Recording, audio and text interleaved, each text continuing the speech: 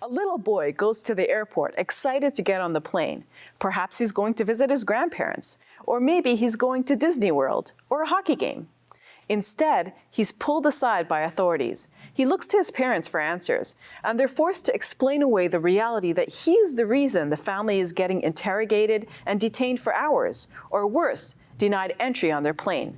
How can his parents hide from him that the government thinks he's a threat, or that the government is mistaking him for someone who is a threat? We can only imagine how bewildering and traumatizing it must be. And yet this happens, even with babies who can't quite walk yet. Yes, Canada's no-fly list stops children from traveling as well. Canada's no-fly list is called the Passenger Protect Program. It's intended to stop potential terrorists from getting on flights. The list is shared with air carriers that fly to and from Canada. They're responsible for screening passengers. The system identifies people based on names, not unique identifiers. It doesn't process things like date of birth or passport number. If your name matches the name of a security threat on the list, you're flagged by the system. And the repercussions are harsh. You might not be able to board a flight, or you might miss a flight while being questioned, detained, and asked to prove your identity. Parents of children falsely flagged on the no-fly list set up a group called No-Fly List Kids. This group has been demanding changes for 5 years now. They claim that as many as 100,000 Canadians are flagged as false positives. They're concerned that as their children grow older, they'll be more aware that they're being singled out and feel stigmatized as a result. They're worried that as their children become adults, security checks will intensify because they won't be so obviously innocent anymore.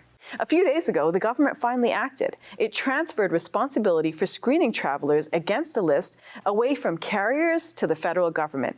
It also allows travelers who are mistakenly flagged to apply for a Canadian travel number. This is a number they can use when booking flights to distinguish themselves from those on the list. All this is well and good, even if it has taken way too long to get action.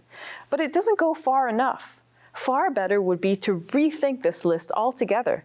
Consider how many innocent people get caught up in the system just because they have the same name as someone else. Consider the fear and humiliation they experience at the airport. They may face questioning, delay, trouble getting back into Canada. And even with all this, they may have no idea if they're on a list, much less why they're on the list or what they've actually done. All this is kept secret because of security concerns, so they can't defend themselves or clear their names. There's no due process here. While people might not know if they're on the list, the government can still share their names with foreign governments, and they can use it for their own anti-terrorism operations. So we don't know who's on the list or how they got there, but this information could be used to unjustly incriminate Canadian citizens in other parts of the world. There are ways to challenge your inclusion on the no-fly list. You can apply to the Minister of Public Safety, or you can appeal to the courts, but you won't be able to access the evidence against you, so it's not clear how you can prove yourself innocent. All this gives enormous power to government entities without enough oversight. We've got to do something about this list. If a person is deemed too dangerous to fly, they're also a threat to society at large. They shouldn't be walking around in public spaces. They shouldn't be on trains. They shouldn't be in schools or parks. They should be charged under the criminal code. They should be found guilty in court.